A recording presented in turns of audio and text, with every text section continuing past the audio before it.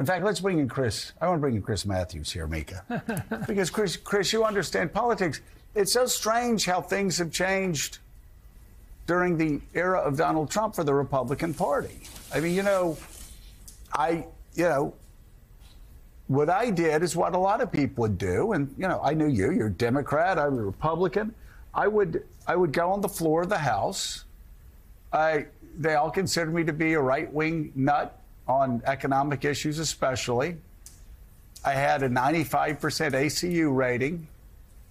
And yet I deliberately made all of my friends there Democrats. I would go over, I would work with them, I would talk to them.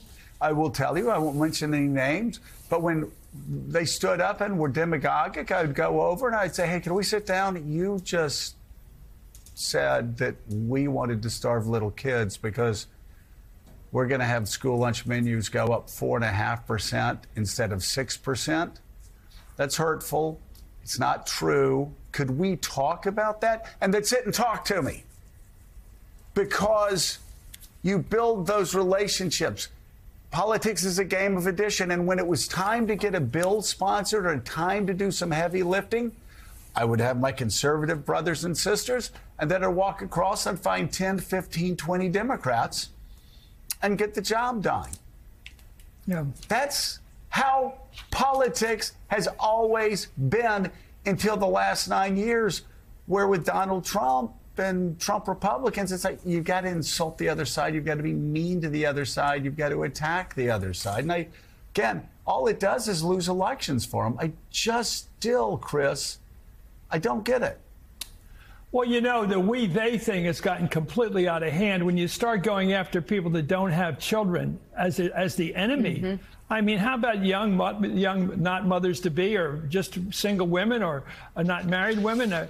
The fact that you don't have kids, not necessarily some treasure house. People want children generally, and to hold it against them. I mean, it's just subtracting. You talk about the politics of addition and subtraction. You're taking a whole level of people away. Women never got married. Men that never got married. Not having kids is something they all. Something when you have kids. We have 3 of them. Your friends that don't have kids sort of adopt your kids. That's what goes on. People like having kids, even in a kind of an avuncular way. And they really look out for your kids. They say, how's Michael doing? How's Thomas doing? How's Caroline's doing? They are the ones that really adopt you. This is what happens when you don't have kids, naturally. You want to find kids to look out for. That's what people are like. And now they call them the bad guys.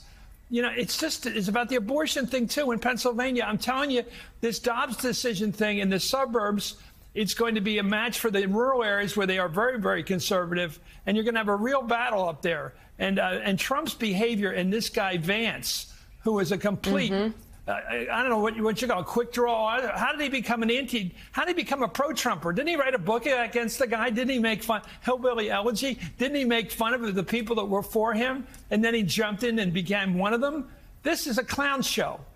J.D. Vance is a huge mistake, and you can blame it on the kids, Trump's kids. They could have picked anybody else, and they picked more trouble. They have more trouble now with this guy than they had before, which is pretty amazing for Trump to say that. I've got more problems because of my VP guy. And this vice presidential debate coming up is going to be interesting because he'll be on full display. The things that have come out of this man's mouth have caused more problems for the campaign than you could argue Donald Trump, which is really saying a lot. From childless cat ladies, which I think made women across America, Democrats and Republicans, extremely angry and protective of each other, to eating cats and dogs out of Donald Trump's mouth, and J.D. Vance as well, in Springfield, Ohio.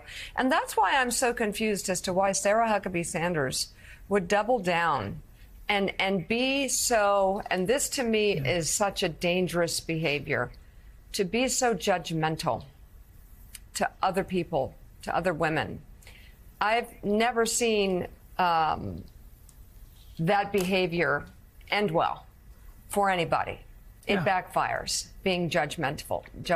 And it was mean, cruel, all the things that you were saying, but also extremely judgmental. And that's another thing. J.D. Vance, Tucker Carlson, all these guys, men, are coming to the table and talking about women in the most judgmental and condescending way on the heels of the front one or the guy they work for taking away 50 years of rights to women across America.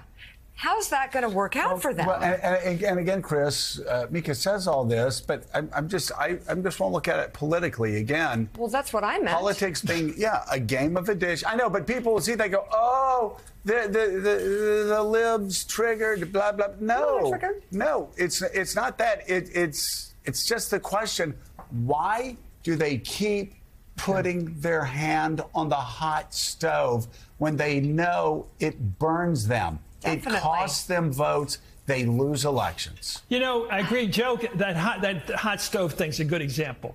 Why is Trump talks about late-term abortion or, right before a kid's born? He's bringing up the issue of abortion. Why is he bringing it up? Because he's attacking women. He says he wants women to be punished. I'm sorry, he never really took it back. He wants women to be punished. McCormick, the guy who's running in Pennsylvania, he's the Republican candidate. He is opposed to even the exceptions for rape and incest. I'm sorry, that's where he is. And they're really making women the victims of their own punishment. And on the Haitian thing, I guess what they're up to is race. What they're saying is when they go after cats and dogs and all that stuff, what they're really reminding American people is we've got people coming in from countries who are black. We have black people coming into the country. Let's talk about that, because they want to bring that subject up. Like they talk about all the drug dealers coming. What they really want to talk about is Mexicans coming into the country. It's a way of constantly bringing the ethnic issue in. They use the ethnicity card. It's always that, because if they can bring up the issue of, oh, they're all drug dealers, blah, blah, blah, it's an excuse to say we're talking about immigration. They talk about abortion, we're talking about women. Now, that's a weird one. Why do you want to make women your enemy when most voters are women? Well, you talk about the politics of subtraction. Why do you want mothers and grandmothers who have to worry about their daughters? When women under 45 say it's their number one issue, abortion rights. Number one, over inflation and everything else, immigration. So why are you making women your enemy? What's the politics here? I mean, I don't even understand the crude nature of it. What are you up to here? To make all women worry about their daughters? And their sisters and everybody else, and make all the ethnic people say, wait a minute, why is he going after these Haitians? Why Haitians? Oh, I get it, they're black. I get it. I get what he's doing. He's reminding the white voter, we got an enemy out there. We've got childless people. We got enemies. We got people without kids. It's really the politics of, Joe, you're so right. It's the politics of subtraction, not addition. And the childless theme that we heard first from J.D. Vance and now Sarah Huckabee Sanders yesterday, obviously not a slip of the tongue. This is something they're pushing. Yeah. And you watch that, and let's talk about Pennsylvania. Let's talk about somebody in Bucks County who says, wait a minute, there are a lot of women I know who don't have kids, who have great lives. Yeah. There are a lot of women I know who wanted to have kids and could not. That's incredibly cruel. So help us sift through how any of this is going to play in the places that will determine this election.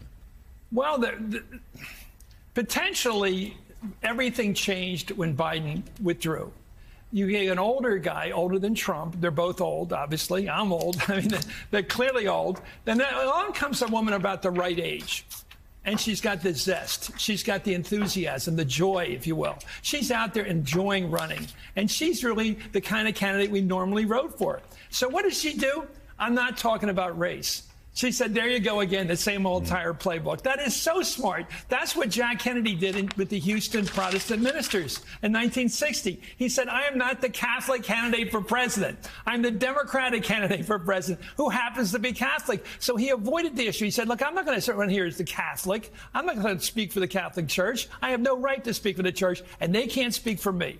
And it was so smart to nullify the normal American prejudice and say, look, I'm not going to acknowledge it by talking about it. It was so smart for Kennedy to do it, and it's so smart for Kamala Harris to do it. And the polls show that movement toward her in Pennsylvania on the ground. Some, not huge, but are you seeing that anecdotally? I think it's anecdotal. I think it's joy. I think that she looks like she wants to run for president. She's ready to go. She's got the resume. And Biden was, look, we know how Biden was. He was slow on the draw. And it's hard to get the words out. He hated talking, and I understand this. I'm a Catholic too, about abortion. He didn't want to talk about the right to abortion. It begins to sound like you're talking about abortion. No, you're talking about the right to abortion, and that's what he was not good at. He just wasn't. All right, Chris Matthews, thank you very much for coming on the show this morning. It's always good to see you. We'll see you again soon.